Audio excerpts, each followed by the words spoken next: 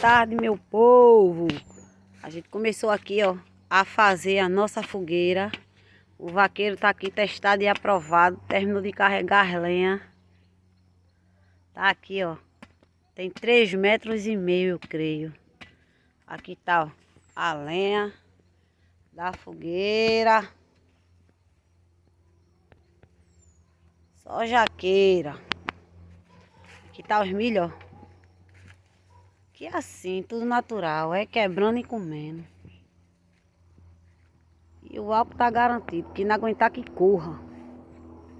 Que nós tá aqui, testado e aprovado. O vaqueiro tá aqui, ó, na especialidade dele de fazer a fogueira. Ainda vai fazer a fogueira de chiquitita.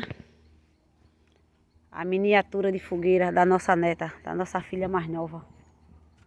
Primeiro ano que ela vai acender a fogueirinha dela, que ano passado ela era bem bebezinha. E a gente tá aqui. Botou pegando, valendo hoje. Hoje foi só subindo e descendo, não foi, vaqueiro? Não foi nem enchendo e derramando, foi só subindo e descendo. Hoje é mola, meu velho. E nós tá aqui, ó, devagarzinho. Logo mais eu mostro pra vocês como é que vai ficar. Ei, meu povo.